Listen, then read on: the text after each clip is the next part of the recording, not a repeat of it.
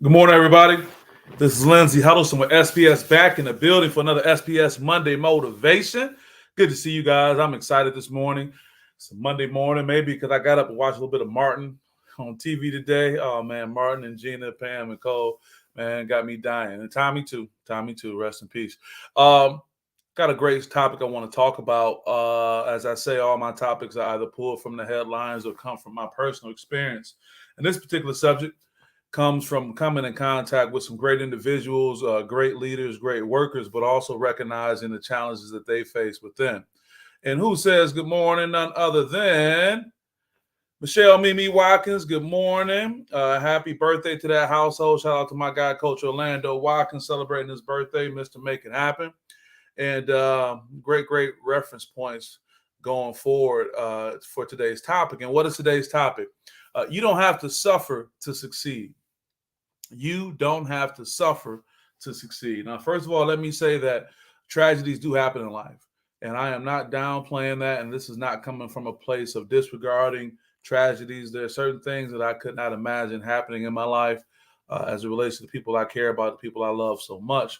But what I'm talking about is when you get into whether it's a work environment, a leadership environment, taking on a role, using your skill set to impact others, suffering does come into play.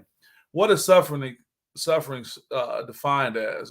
The state of undergoing pain, distress, and hardship.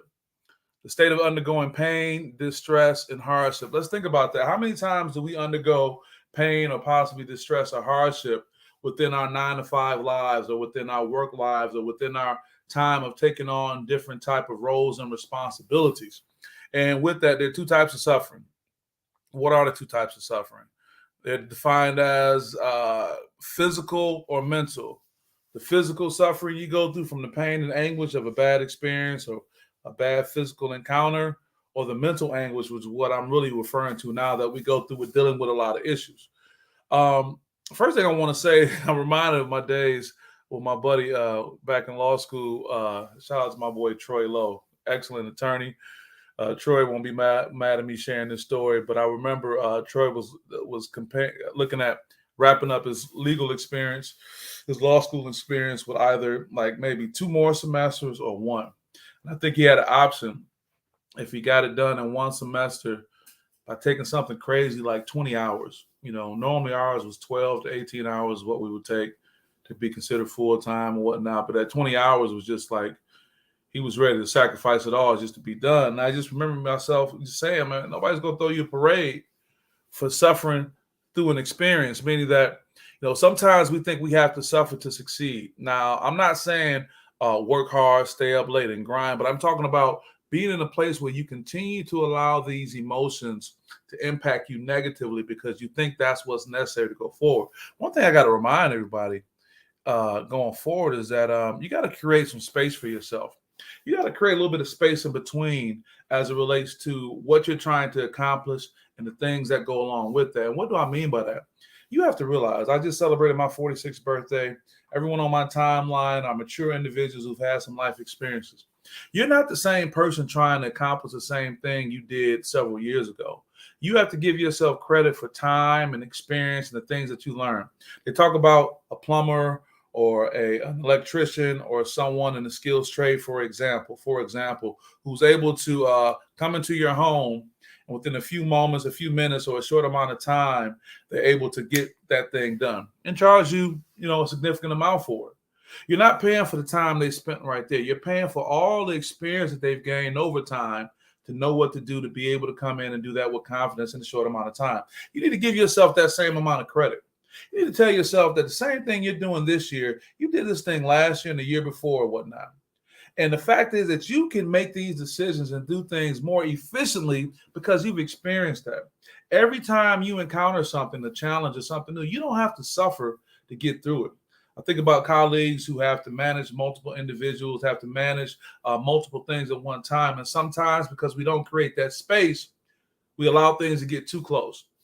Now, here's the key to my point about suffering. As I look at the comment today, my boy Rasha, good morning, brother. You say facts. Good morning to you, brother. Thank you for checking in.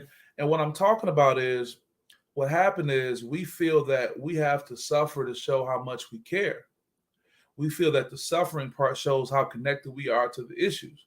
We feel that the suffering part shows that, hey, if I can show that I'm suffering, it shows I mean a lot. No, you don't have to. You don't have to put yourself through the unnecessary part of the pain that comes because you feel that's what's necessary to succeed.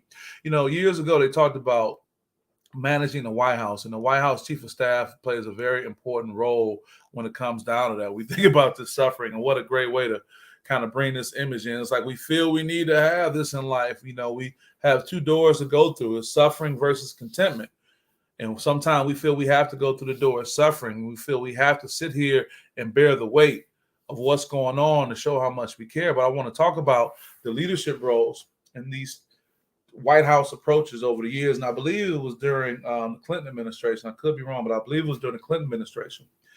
Because President Clinton was, as we all knew, was so charismatic and so receptive to so many people, there was like a log jam in the White House because too many people had access to him all the time. Now, that's an interesting statement because you may say, oh, he's a president. You want to be accessible. You want people to connect with you. That's a great sign of leadership. But it gets to the point that too many people having access can limit your ability to be efficient. They call it the hub and wheel approach, where it's kind of like with the spoken wheel. You see this on the left side, and it's the same thing. Because right here at the center of this is you.